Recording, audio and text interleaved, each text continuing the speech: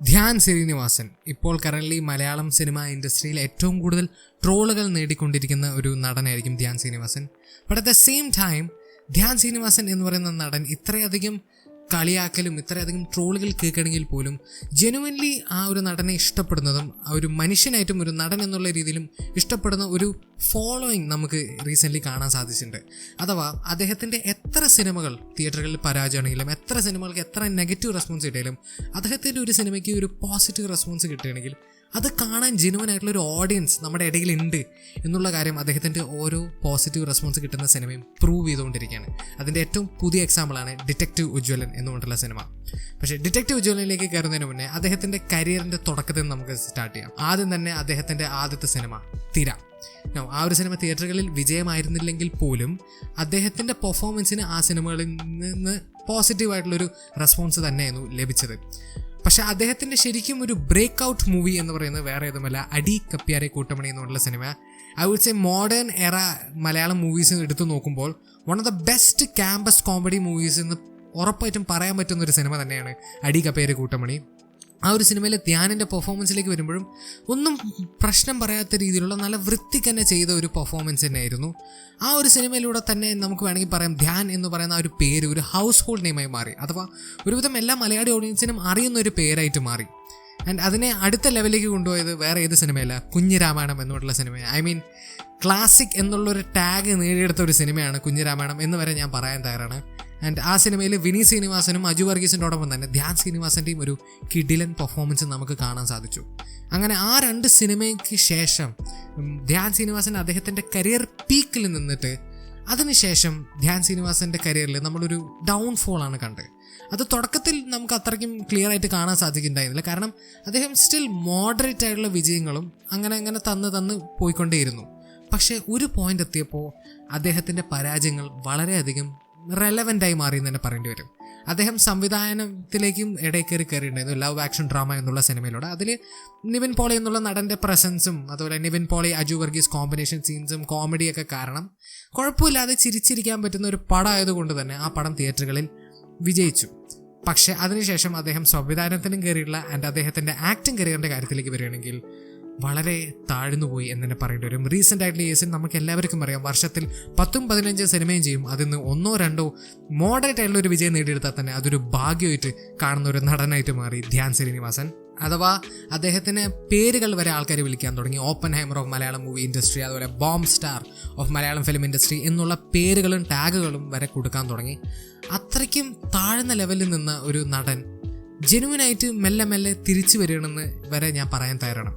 അതിൻ്റെ ആദ്യത്തെ ഒരു ഹിൻഡ് നമ്മൾ കണ്ടത് വർഷങ്ങൾക്ക് ശേഷം എന്നുള്ള സിനിമയിലൂടെയാണ്.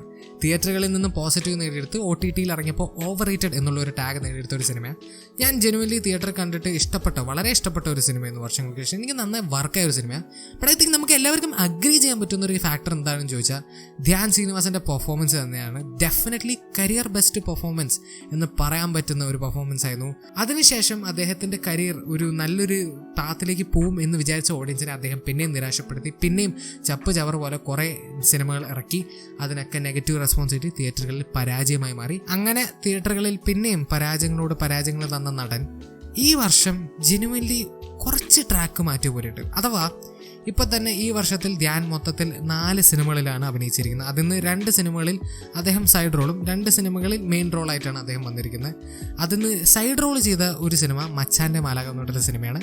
അത് തിയേറ്ററുകളിൽ പരാജയമായിരുന്നു. ആൻഡ് അടുത്ത സൈഡ് റോൾ ചെയ്ത പടം എന്ന് പറയുന്നത് വേറെ ഏതല്ല പ്രിൻസ് ആൻഡ് ഫാമിലി എന്ന് പറഞ്ഞിട്ടുള്ള സിനിമയാണ്. ആ ഒരു സിനിമയുടെ കാര്യത്തിലേക്ക് വരുമ്പോൾ ഞാൻ പറയേണ്ടതിന് അറിയാം, ഇപ്പോഴും തിയേറ്ററുകളിൽ വിജയകരമായി ഓടിക്കൊണ്ടിരിക്കുന്ന ഒരു സിനിമയാണ്.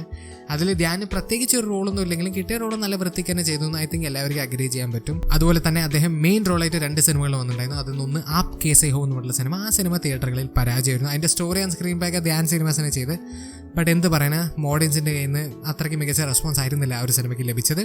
പക്ഷേ അദ്ദേഹത്തിൻ്റെ രണ്ടാമത്തെ സിനിമ എന്ന് പറയുന്നത് വേറെ ഏതുമല്ല detective Ujjwalan. And detective Ujjwalan എൻ്റെ ഒപ്പീനിയനിൽ ഈസ് പ്രൂഫ് ദാറ്റ് ധ്യാൻ എന്ന് പറയുന്ന നടൻ്റെ സിനിമയ്ക്ക് ഒരു നല്ല റെസ്പോൺസ് കിട്ടുകയാണെങ്കിൽ അത് കാണാനുള്ള ഓഡിയൻസും അത് കണ്ട് എൻജോയ് ചെയ്യാനും സെലിബ്രേറ്റ് ചെയ്യാനും വിജയിപ്പിക്കാനുള്ള ഓഡിയൻസ് കേരളത്തിലുണ്ട്. കാരണം സിനിമയ്ക്ക് യൂഷ്വലായി ഇറങ്ങുന്ന ധ്യാൻ ശ്രീനിവാസൻ്റെ സിനിമകളെക്കാട്ടിലും ഭേദപ്പെട്ട ഒരു റെസ്പോൺസ് കിട്ടിയതോടെ തന്നെ തിയേറ്ററുകളിൽ കുഴപ്പമില്ലാത്ത രീതിയിൽ തന്നെ പടം ഇപ്പോൾ ഓടിക്കൊണ്ടിരിക്കുകയാണ്. ഇപ്പോഴും നല്ല രീതിയിൽ തന്നെ ഓരോ ദിവസം കളക്ഷൻ നേടിക്കൊണ്ട് മെല്ലെ മെല്ലെ വിജയത്തിലേക്ക് മുന്നേറിക്കൊണ്ടിരിക്കുന്ന ഒരു സിനിമയാണ് ഡിറ്റക്റ്റീവ് ഉജ്ജ്വലൻ. ഞാൻ റീസെൻ്റ് ആയിട്ട് ഡിറ്റക്റ്റീവ് ഉജ്ജ്വലൻ കണ്ട് എൻ്റെ പേഴ്സണൽ ഒപ്പീനിയൻ പറയുകയാണെങ്കിൽ എനിക്ക് ഇഷ്ടപ്പെട്ട ഒരു സിനിമയാണ്. അഥവാ ഒരു നല്ലൊരു ക്രൈം ഇൻവെസ്റ്റിഗേഷൻ സസ്പെൻസ് ത്രില്ലർ. അഥവാ ഒരു രീതിയിലുള്ള പുതുമയില്ല കേട്ടോ. അഥവാ വളരെ ക്ലീഷേ പടമാണ്. നമ്മൾ ഇതിനു മുന്നേയും ഇതുപോലത്തെ കുറേ സിനിമകളുണ്ട്. അതും പറഞ്ഞിട്ട് ഇതൊരു മോശം സിനിമയെന്ന് പറയാൻ പറ്റില്ല. ഡെഫിനറ്റ്ലി ഒരു നല്ലൊരു വാച്ച് തന്നെയായിരുന്നു ഡിറ്റക്റ്റീവ് ഉജ്ജ്വലൻ. അതിൽ one of the biggest positive factors ആയിട്ട് എനിക്ക് തോന്നിയത് ധ്യാൻ ശ്രീനിവാസൻ എന്ന് പറയുന്ന ആ ഒരു നടനാണ്. Now let's be honest, Dhyan ഈ സിനിമയിൽ ധ്യാനായിട്ട് തന്നെയാണ് അഭിനയിച്ചിരിക്കുന്നത്. പക്ഷേ ഡിറ്റക്റ്റീവ് ഉജ്ജ്വലൻ എന്ന് പറയുന്ന ആ ഒരു ക്യാരക്ടർ എഴുതപ്പെട്ട രീതി, അദ്ദേഹത്തിൻ്റെ ആ ക്യാരക്ടറിസ്റ്റിക്സ്, ഇതെല്ലാം ധ്യാൻ എന്ന് പറയുന്ന ആ മനുഷ്യൻ്റെ സ്വഭാവത്തിനോട് ഫിറ്റ് ആവുന്ന പോലെ ഫീൽ ചെയ്തു. അഥവാ അദ്ദേഹത്തിൻ്റെ ആ ഒരു പെർഫോമൻസ് ആ ഒരു ക്യാരക്ടറിനോട് ആ ഒരു ക്യാരക്ടറിൻ്റെ കോണ്ടെക്സ്റ്റിൽ വർക്കായി. And that's why I believe that Dhyan is an actor with genuine potential. അഥവാ ധ്യാൻ ജെനുവൻലി നല്ലൊരു നടനാണ്, അതെല്ലാവർക്കും അറിയാം. ഇറ്റ്സ് ജസ്റ്റ് ദാറ്റ് ഇങ്ങനെ വർഷത്തിൽ 10-15 സിനിമകൾ ചെയ്ത് അതിന്ന് 13-14 സിനിമകളും മോശം സിനിമകളാവുകയും പരാജയപ്പെടുമ്പോൾ ഒബ്വിയസ്ലി ഓഡിയൻസിൻ്റെ മുമ്പിൽ ഒരു നടൻ എന്നുള്ള രീതിയിൽ അദ്ദേഹത്തിൻ്റെ ട്രസ്റ്റ് കുറഞ്ഞു വരും, അത് ഉറപ്പാണ്. ബട്ട് ടു ബി ഓണസ്റ്റ്, ഇപ്പോഴും ഇത്രയുമായിട്ട് പോലും അദ്ദേഹത്തിൻ്റെ ഒരു നല്ല സിനിമ ഇറങ്ങി അത് ഓഡിയൻസ് കാണാൻ തയ്യാറാണെങ്കിൽ it genuinely means that he has A very very true fan following. And അത് അദ്ദേഹം യൂട്ടിലൈസ് ചെയ്താൽ അത് അദ്ദേഹത്തിന് ജെനുവൻലി ഒരു വലിയൊരു സ്റ്റാറാക്കി മാറ്റാൻ സാധിക്കും.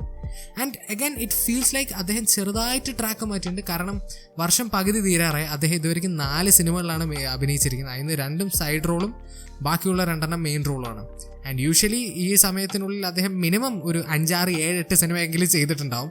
അപ്പോൾ ആൻഡ് അതുപോലെ നമ്മളൊരു റേഷ്യോ എന്നുള്ള രീതി എടുത്ത് നോക്കുമ്പോൾ ഈ 4 സിനിമകളിൽ നിന്ന് 2 സിനിമകളും നന്നായിട്ട് തന്നെ തിയേറ്ററുകളിൽ ഇപ്പോഴും ഓടിക്കൊണ്ടിരിക്കുകയാണ്. ബാക്കിയുള്ള 2 പരാജയമാണെങ്കിൽ പോലും that still a better ratio than usual. കുഞ്ഞിരാമായണവും അടികപ്പേരെ കൂട്ടമണിക്ക് ശേഷമുള്ള ബെസ്റ്റ് സമയത്തിലാണ് ധ്യാൻ ഇപ്പം നിൽക്കണമെന്ന് ഞാൻ പറയാൻ തയ്യാറാണ്. അഥവാ ആ ഒരു ലെവലിലല്ലെങ്കിൽ പോലും it is much better than his career in the recent few years.